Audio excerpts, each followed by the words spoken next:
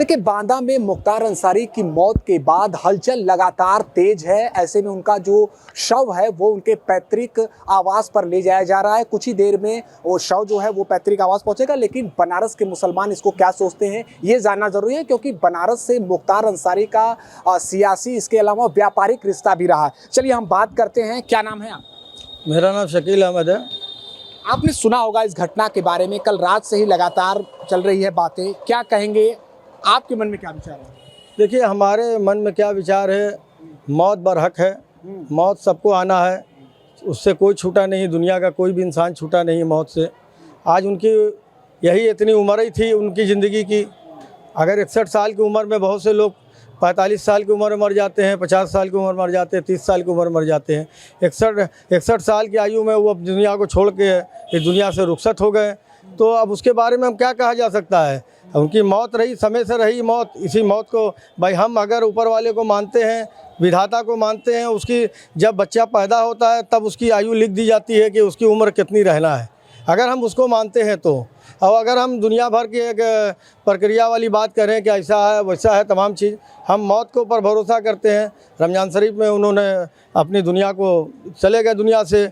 आज जुमे का दिन भी है। और देखिए बात यहाँ पर ये तो ठीक है कि मौत सबकी निर्धारित है, लेकिन सवाल यहाँ पर ये है कि उनके बेटे ने बड़ा आरोप लगाया है और कहा है कि ये मौत नहीं, ये हत्या है।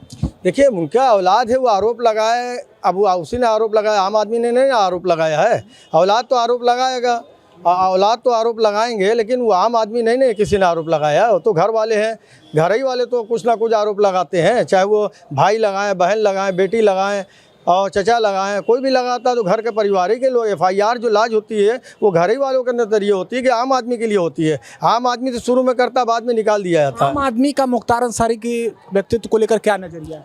नहीं, आम आदमी का जो उनसे जुड़ा होगा, जो उनसे रहता होगा, जो उनके सियासत में रहता होगा, जो उनके पॉलिटिक्स में रहता होगा, जो उनके साथ रहता होगा, वो जानते होंगे। जो है उनकी आपराधिक छवि की है। नहीं, आपराधिक छवि तो भाई उसी से तो आजीवन कारावास की 2 सज़ा हो गई। और दूसरी चीज़ कि अब तो उनको चाहे वो 20 साल 25 साल के बाद वो जेल ही में उनको गुजरना था, मरना भी जेल ही में था उनको। आज नहीं कल तो जेल ही में ना मरते वो। हम और लोगों से यहाँ पर बात करेंगे, हमारे साथ जुड़े हैं, हम उनसे बात करते हैं। मुख्तार भाई, ज्ञानवापी मामले में आप पक्षकार भी हैं। चलिए उस विषय पर बातचीत भी नहीं होगी। हमने इसलिए आपका परिचय कराया, पहले मेरी बात हम जान रहे हैं। हमारा पसमानदा से परिचय कराएंगे तो मैं बयान दूंगा। नहीं, वो ठीक है, आप अपनी बात को एक बतौर एक मुसलमान के तौर पर रखें, क्योंकि वो एक समुदाय से विशेष तौर पर वो जुड़े रहे, इसलिए हमारा सवाल है। आप जुड़े तब हम इस विषय को ला ही नहीं रहे। क्या कहेंगे, आपने घटना के बारे में? क्या कहेंगे भाई, सारे जब किसी के दुश्मन बन जाएंगे तो घटना होना तो स्वाभाविक है। कोई अपनी मौत से मरे या किसी को मौत दे दी जाए, आवाज़ बोलना भी जुल्म है, तो इससे दौर में क्या कहा जाए? बोलना भी जुर्म है। अरे बेटे ने कहा है कि ये हत्या है। बेटे ने क्या, 1 लाख का करोड़ देश के बेटे कह रहे हैं कि मुख्तार अंसारी के साथ गलत हुआ है, मगर जुबान खोलने की हिम्मत नहीं है। क्या सारे हमारे ही जितने लोग हैं उन्हीं को होता है? साहबुद्दीन साहब को कोरोना हो जाता है, अतीश साहब को खड़े खड़े गोली मार दी जाती है, मुख्तार को काबिया को हार्ट अटैक हो गया, पॉइजन हो गया। आप बताइए, किसी को पॉइजन का असर होगा 2 घंटे में वो हॉस्पिटल चला जाएगा जेल से? हाँ, जेल से फिर 4 घंटे में चला आएगा। तो ये हम लोग इसलिए नहीं कह पाएंगे। देखिए, मैं अपने ऑल इंडिया पसमानदा का मैं राष्ट्रीय प्रवक्ता हूँ और वो पसमानदा समाज से आते हैं, इसलिए मैं बोल रहा हूँ। मेरा उनसे कोई व्यक्तिगत संबंध नहीं है, नाम सुना गया है। अगर 20 साल से भी अगला जेल में, उसके बावजूद 8-302 के मुकदमे उन पर बनाए गए हैं, तो ये जग जाहिर है, पूरा देश जानता है कि किस तरीके से बात हो रहा है।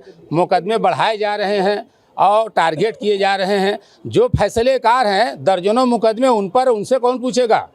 दर्जनों। चलिए हम और लोगों से बात करते हैं। आप क्या सोचते हैं, ये जो घटना हुई है, एक पक्ष ये कह रहा है कि कहीं न कहीं मुख्तार अंसारी की हत्या कराई गई है और एक पक्ष ये कह रहा है कि न्याय हुआ। ये बहुत अफसोस की बात है कि जो आज हमारे माननीय विधायक जी, पूर्व विधायक जी का जो इंतकाल हुआ है, उसका हम लोगों को बहुत दुख है, क्योंकि हम उसकी पार्टी से भी जुड़े हुए थे, पहले कौमी एकता दल से। तो हमारे विधायक जी थे और हमारी पार्टी के वो नेता थे। और रह गई बात कि भाई उनके मृत्यु की बात, जो उनके परिवार वालों ने या हम लोगों ने जो मीडिया के आपके द्वारा देखा गया कि भाई उनको काफ़ी दिनों से वो शिकायत कर रहे थे जेल प्रशासन को कि हमको और अदालत में कि भाई हमको सिलोपाइजन दिया जा रहा है, जहर दिया जा रहा है। तो ये तो सरासर नाइंसाफ़ी है। सिर्फ अगर यूपी में अगर माफिया सिर्फ मुसलमान ही माफिया है तो और माफियाओं का क्या होगा। हमारे महाराज जी से हम पूछना चाहते हैं कि भाई आप बताइए कि और माफियाओं का कब फैसला होगा, ये उन्हें बता दें। ये बड़ा सवाल है यहाँ पर। चलिए और लोगों से बात करें, बात जो भी लोग करेंगे हम उनसे बात यहाँ पर उनके विचारों को रख रहे हैं। ये बताइए, आपने घटना के बारे में सुना होगा, देखिए मुख्तार अंसारी की मौत के बारे में, क्या रात से आपने खबरें तो देखी ही होगी ना? अच्छा, विषय यहाँ ये है कि दो पक्ष इसमें बातें कह रहे हैं। एक तो कह रहे हैं कि उनकी जो है हार्ट अटैक से मृत्यु हुई है, एक पक्ष ये कह रहा है कि नहीं वो उनकी हत्या कराई गई है। आप क्या मानते हैं, आपको क्या लगता है? देखिए, कोई भी चीज़ में सरफराज अहमद, राष्ट्रीय बुनकर एक्शन कमेटी के अध्यक्ष, शुरू अल्लाह के नाम से जो निहायत रहीम रहम करने वाला। सबसे बुनियादी बात है कि हर आदमी का मुख्तार अंसारी से किसी ना किसी तरह का जुड़ाव रहा है। और मुख्तार अंसारी हमारे बनारस के चुनाव, सांसदी का चुनाव भी लड़ चुके हैं। सेकंड ऑफ बनारस की बड़ी भारी तादाद में जनता ने उनको वोट दिया था, 2009 में दिया था। कुछ ना कुछ तो जनता का सिंपैथी रही होगी। और उनके साथ जान देने वालों में मुसलमान से ज़्यादा हिंदू थे। मिसाल के तौर पर मुन्ना बजरंगी भी बहुत बड़ी नज़ीर है। और न जाने कितने घर के चूल्हे जलवाते थे। तो कहीं ना कहीं वो रॉबिन हुड था, इसमें दो राय नहीं है। दूसरी बात ये है कि हर आदमी अपना अपना पक्ष रखता है और हम तो बिना सबूतों के बुनियाद पर ही कोई बात कहेंगे। अभी हार्ट अटैक से मौत हुई तो हार्ट अटैक से ही कहा जाएगा। हाँ, इसके अगर स्पष्ट प्रमाण मिलते हैं तो बिल्कुल अगर जनता के बीच में आवाज़ उठ रही तो जांच का विषय है। खैर कोई बात नहीं है, फिर भी हम एक सांसद, एक अच्छे राजनेता और समाजसेवी। सवाल भी तो यही है कि जो आपने 2009 का जिक्र किया, 2009 में वो यहाँ से चुनाव लड़े थे, दूसरे नंबर पर थे, मुरली मनोहर जोशी से उनकी हार हुई थी। एक तो उनका राजनीतिक, एक व्यापारिक, एक आपराधिक छवि भी है, जिसको लेकर ही तो सवाल उठाए जा रहे हैं कि इस बात पर क्यों इतना अफसोस। जरा ये सवाल है हमारे पास आ रहे हैं। देखिए बुनियादी बात ये है, जब आपराधिक छवि की आपने बात की, तो जो आदमी ने बिना कोई सज़ा के कानून और संविधान में विश्वास रखते हुए जाके नतमस्तक होकर जेल में सिलेंडर कर दिया। दूसरी बुनियाद मुख्तार अंसारी जो राष्ट्रीय अध्यक्ष भारत राष्ट्रीय कांग्रेस के, और ब्रिगेडियर उस्मान जिन्होंने पाकिस्तान के खिलाफ, तो कहने का मंसूबा कहीं भी उनके ख़ानदान पर या उनके व्यक्तिगत या उनके बुनियाद पर सवाल नहीं उठा सकता। और कोई आदमी किस हालात में क्या बनता है, इस पर हम हर आदमी के साथ, कोई आदमी के साथ कोई शेरशाह सिपाही से शेरशाह सूरी बन जाता है। तो आप क्या कह रहे थे? आप ये सरकार मुसलमान मुख्तार अंसारी के साथ सतेला व्यवहार किया अल्पसंख्यक के नाते। और दूसरी बात, मरना बरहक है। इंसान पैदा हुआ मरने के लिए पैदा हुआ, मुसलमान पैदा हुआ मरने के लिए। एक पैदा होगा दूसरा जन्म लेगा। उनका परिवार पूरा सामाजिक है, उनका परिवार लोगों के सहयोग के साथ रहता है, हिंदू मुसलमान की एकता के प्रति काम करता है, उनके यहाँ दरबार लगाता है। लगता है मुसलमान से ज़्यादा हिंदू का बात सुनी जाती है। ये सरकार जो काम की से बदले के भावना से काम कर रही है, किया है। ऐसे में आपसे भी एक सवाल है, आप इस घटना के बारे में क्या सोचते हैं? एक आम मुसलमान इस घटना, देखिए इस घटना को तो काम है पूरी जनता देख रही है और वो एक जनता के प्रतिनिधि है। उनको विधायक बनाया क्या, एक जनता की प्रतिनिधि है, क्योंकि उनको आम रूप से क्या नाम उनको कोई चुना नहीं किया है। क्योंकि उनको विधायक क्यों बनाया गया है? क्योंकि जनता का वो एक नेता है।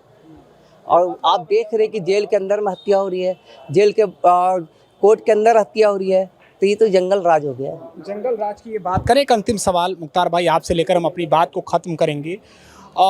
जैसा कि आपने कहा भी कि केवल क्या 3 ही लोग दिखाई दे रहे हैं उत्तर प्रदेश में, तो अब उत्तर प्रदेश हो या बनारस का मुसलमान हो, वो क्या सोच रहा है?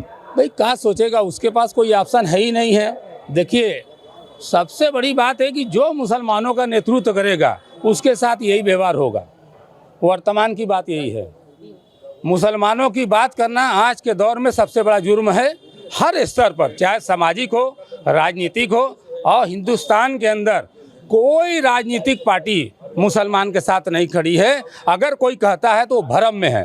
क्या आपको भी लगता है कोई राजनीतिक पार्टी नहीं खड़ी? क्योंकि सपा प्रमुख ने सबसे पहले संवेदना व्यक्त की मुख्तार अंसारी की मौत के बाद उनके प्रति, परिवार के प्रति। देखिए मैं यही कहना चाहता हूँ कि जो सरकार है, मौजूदा भी सरकार जो चल रही है, चाहे वो केंद्र में हो चाहे यूपी में हो, वो महंगाई और भ्रष्टाचारी और सारे मुद्दों पर वो फेल हो चुके हैं। तो अब उनका कोई रास्ता नहीं समझ में आया, तो अगली साल जो यही रमज़ान में अतीक साहब को भी मार दिया गया और अब की जो चुनाव का मुद्दा बनाने के लिए मुख्तार साहब को भी यही चढ़ा दिया गया।